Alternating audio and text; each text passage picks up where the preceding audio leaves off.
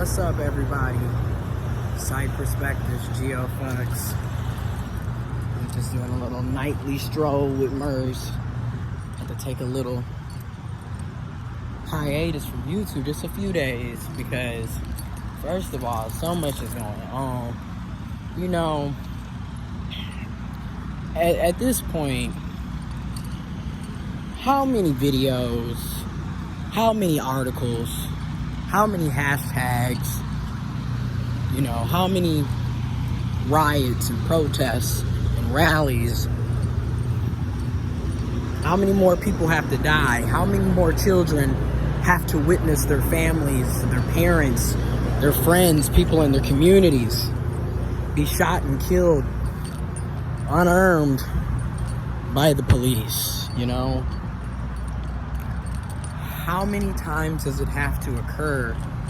You know, at what point do we say enough is enough? At what point do we say we have a fundamental problem with the police in the United States of America? At what point do we realize that black people are being killed at alarming rates by police officers? At what point do we realize that black people are being killed at alarming rates in these hospitals? I mean, when we look at what the police are doing to black men and black people, is the exact same thing the hospital has been doing to black women and black people. You know, I just had a coworker yesterday. She called me, and it was after 10 o'clock, and I was still clocked in, working, plugging away, and she called me crying because her mother-in-law, they think she has pancreatic cancer. Now get this, I remember last year when she was telling me that, you know, she had, the mother-in-law was having a lot of stomach issues, a lot of gastrointestinal health issues, and was in and out the hospital, was even in rehab for physical therapy because of these stomach issues. Now you mean to tell me the medical establishment, in and out, going to doctor appointments, having all of these different MRIs and CAT scans and appointments and ultrasounds, and they didn't catch that she may have pancreatic cancer? The mass that she had is literally blocking all of her other organs. And you mean to tell me they didn't catch that? That's what I'm talking about by the medical establishment is killing black women and black people at alarming rates. The police are killing black men and black people at alarming rates. These public education, these public schools are failing black children at alarming rates, sending black children into the prison to school, school to prison pipeline, okay? This entire world is killing, harming, oppressing, destroying, and failing black people and people of color and women and lower income and working class and working poor and poor people. This is crazy, man. You know, another one of my colleagues, her son, he just turned 25 in March. He had a seizure and he fell in the shower and he died 2 days ago.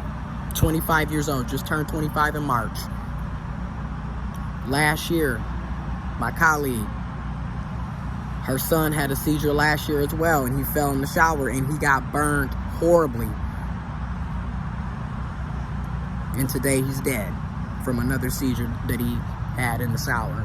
And once again, how come we don't have universal health insurance? You know, a lot of the health issues and the problems that people are dying from are highly avoidable and highly preventable, but because we don't have access to affordable, accessible, and inclusive healthcare coverage for everyone, we have situations like this where a 25-year-old is dead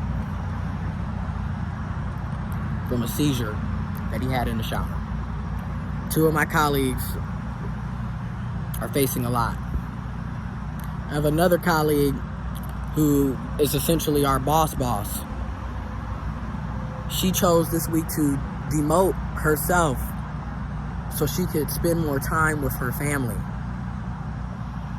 And keep in mind, at our job, they love to lie about Firm 40 and having a work-life balance. And it's obvious as day when your team lead, your boss, is demoting herself because she realizes that her family needs her, and her family is way more important than a damn job. Your health is more important than a damn job. I'm happy that she decided to finally do this. Sending her love and peace and blessings. But I just want to share a few of that because this is the stuff that's happening.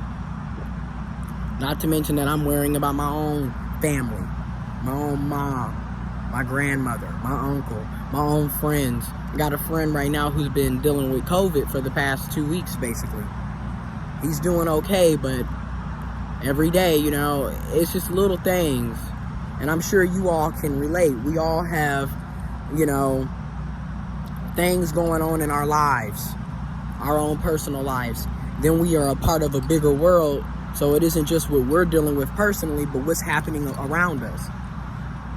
A few days ago, you already know what happened in Kenosha, Wisconsin. Jacob Blake was attempting to break up a fight and was shot multiple times, 7 times, walking back to his car by the police. Unarmed, by the police, shot 7 times, walking back to his car.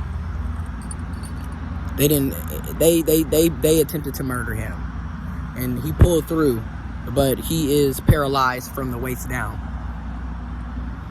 And you think about those kids, those children, the trauma that they're going to have, the PTSD that they're going to have,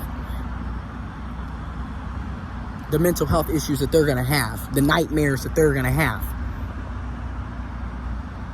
And think about the community. Think about Jacob. You know, he's paralyzed from the waist down.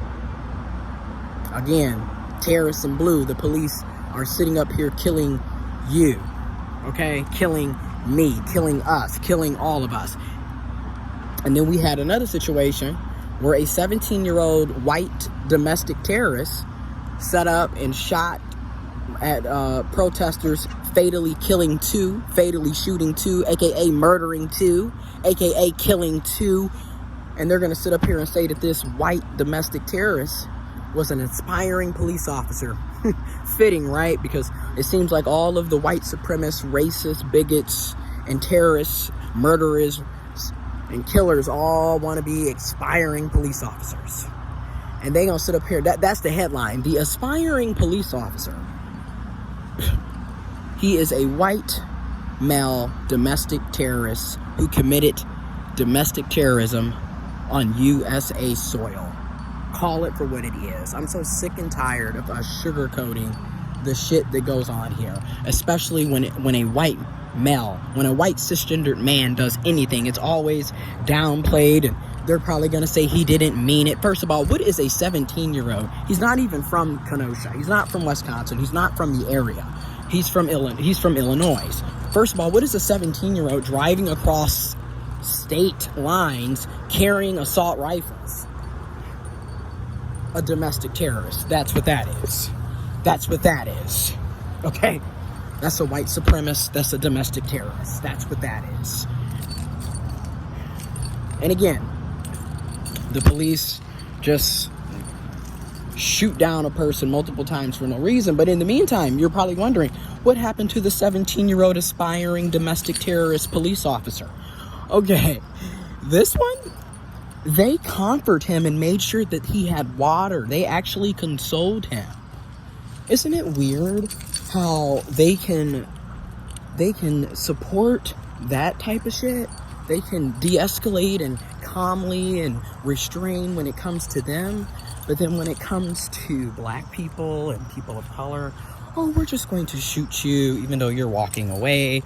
We're going to shoot you even though you're unarmed. But this domestic terrorist, aspiring police officer, is sitting here in full military garb, just shot at protesters and killed 2.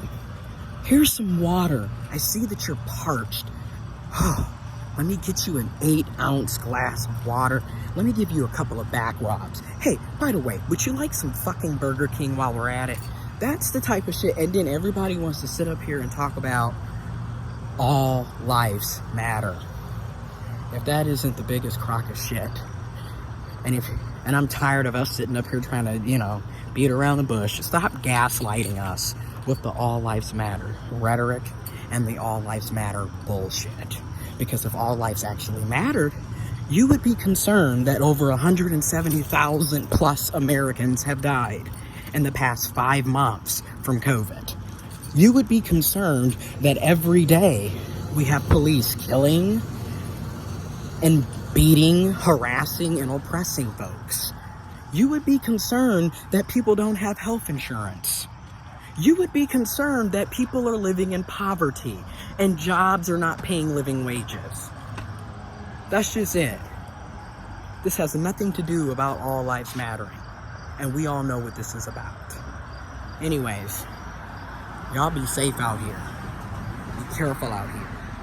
Sending you love, sending you peace, positive affirmations, and y'all be safe.